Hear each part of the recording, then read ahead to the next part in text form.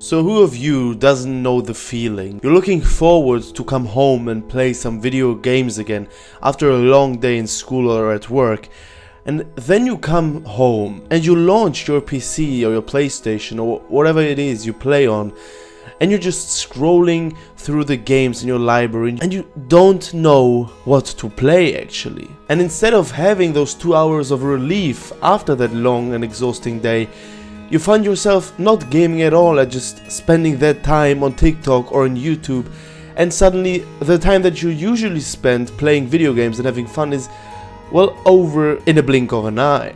Now, gaming is growing every single year. There are more games out there, more developers, and in 2023 alone, over 12,000 games were released on Steam, which was by far the biggest amount of games in one single year. And with things like Ubisoft Connect or the Xbox Game Pass, you have access to hundreds of games just through one subscription. In addition to that, we obviously have DLCs or add-ons or expansions to already existing games, which makes the amount of games and content to play just humongous and as big as never. And while this, if you look at it at first glance, might seem like a good stuff, I mean, you would think more games, more fun, but with that, it is quite the contrary. On one hand, you have this paradox of choice.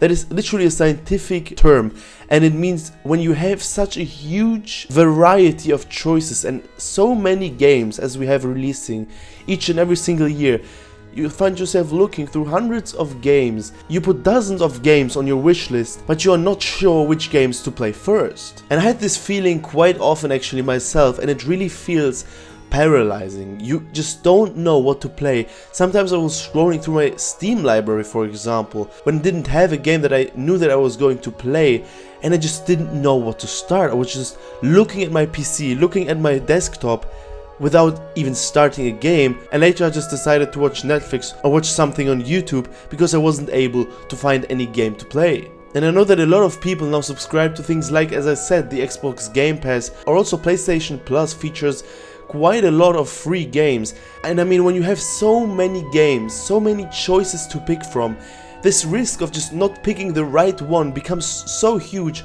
that you end up not picking anything at all. And I remember that back in the day, man, I'm always talking like a grandpa even though I'm 21 years old. But I remember that when I was smaller, when I was a kid, I had 2 or 3 games, mostly Lego games or FIFA games, that I was looking forward to the whole year. You know, I was looking into catalogs, just reading about those games, and even then everything else didn't exist. And then I would go into GameStop or any video game shop out there and purchase this game, and then I played it for sometimes 6 months, literally, sometimes even for a year, without starting another game. And I remember that after even having played video games for a long time, when I was like 17, 18, I probably had like 15 games max. And then when I was starting to play online games more and more, I saw some of my Steam friends, I saw them having hundreds, some even thousands of video games. Yet I looked at the hours they have played those games, and literally 80-90% of the games in their Steam libraries were not even touched. They literally just bought the game and they didn't even touch it once after purchasing it, and I could not understand why that was the case. But then I was starting to get more like them, you know, a Steam sale would come around and 3 or 4 games on my wishlist would be like 60-70% down in price, and I would just buy them. And half a year later I would go through my library and actually realize I actually bought this game, but I haven't even started it once. What am I actually doing? And most of the time the games that I did purchase then were not games that I bought because I personally wanted to play them and I was so looking forward to playing them. No, it was mostly games that were hyped all around the world, and that's why I felt kind of pressured to buy those games as well. And it was the same thing with Elden Ring, for example. Everywhere on the internet, when that game Elden Ring came out, you heard something about how great it is, how insane it is, that it is the game of the generation.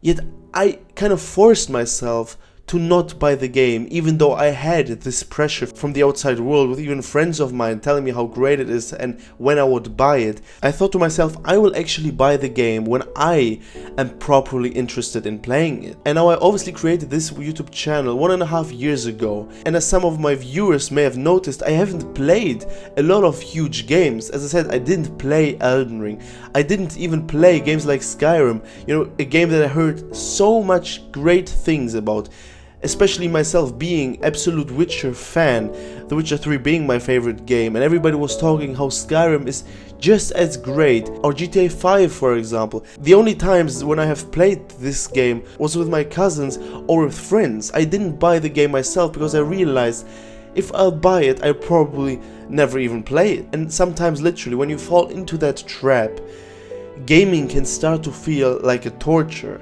And I had this feeling extremely well in one game that I criticize a lot on this channel, and it is Assassin's Creed Valhalla. I started playing Assassin's Creed Odyssey in the COVID lockdown actually in 2020, and it was my first Assassin's Creed game that I have ever played. And after having quite some fun with the game, I decided to play all of the other Assassin's Creed games. So I started with 1, 2, rather than continued, and I loved most of them. Yet in Valhalla, it literally, after 10 or 15 hours, I felt like, damn, I don't want to play this game at all. And instead of stopping playing this game and just leaving it, I spent over 70 hours in it, and it literally felt like a torture sometimes. You know, I didn't play the game, as I said in the beginning, because I wanted to play it, because I was so interested in this game and was burning to experience it. No, I just played it for the sake of being able to tell other people that I've played every Assassin's Creed game. And that is something that can backfire pretty quickly. It is the same with the pressure that you have from the outside world. You sometimes have games that you are not interested in at all, but everyone is saying how great those games are, and you buy them, you're not interested, and you just let them be. Why? And after playing Valhalla, I really thought to myself, why? Why am I actually doing this? Why am I forcing myself to play a game that I'm not even really interested in? You know, okay, when I want to play Assassin's Creed, why didn't I quit after 10 or 15 hours and it wouldn't have been such a chore? Gaming is supposed to be fun. You know, gaming is a hobby, and after having an exhausting day, gaming should be there to relax yourself. And that is when I personally changed everything. And that is also what made gaming fun for me again. Which sounds weird, but it's true. For a time, I didn't really want to play games at all, even being a huge gaming fan all of my life. The first thing I did was a gaming detox. You know, in that time everybody was talking about dopamine detoxing and how it works wonders and how great it is. I subconsciously stopped playing games. You know, I didn't do a conscious choice when I was like, okay, I'm not going to play video games for 1 month. But I just quit, and then I just didn't start playing them for like 3 months. And then after 3 months, I was really burning to play video games again. And that was also the time when I started my YouTube channel. And I swore to myself, I am not going to play video games just for the sake because everybody's telling how great they are. I made a list. I made a personal list of all of those games that I was looking for, and obviously now I'm playing a bit differently because I have this YouTube channel and I want to keep on working for it. But still, even here, I will not play a video game just for the sake of it and to do a review. I will play those games that I'm truly interested. As you know, I'm reviewing the Elder Scrolls games right now, and I was truly fully interested and was very excited to play those games. I played the Far Cry games before that, and it was the same procedure. Now the next games will probably be the Resident Evil franchise. I've Red Dead Redemption planned, I've God of War, but those are games that I personally am very interested in. And I told myself I will stop buying video games just, you know, like a random NPC. Just because a game is on my wish list and it is on sale, I'll automatically buy it and just let it rot in my library. No, I buy this game when I know that I'll download it and start playing it and probably finish it because I'm so interested in it. And that is actually a great tip from me to you. If you feel like that, if you feel like gaming starts being kind of paralyzing, when you have so many games you don't know what to play and it sometimes feels like a chore, take a step back, maybe stop playing video games for some time and then really make gaming fun again. Play those games that interest you, even if you want to replay the same game for the 4th time. Rather do that instead of playing a game that you're not interested in and will make that time playing video games miserable.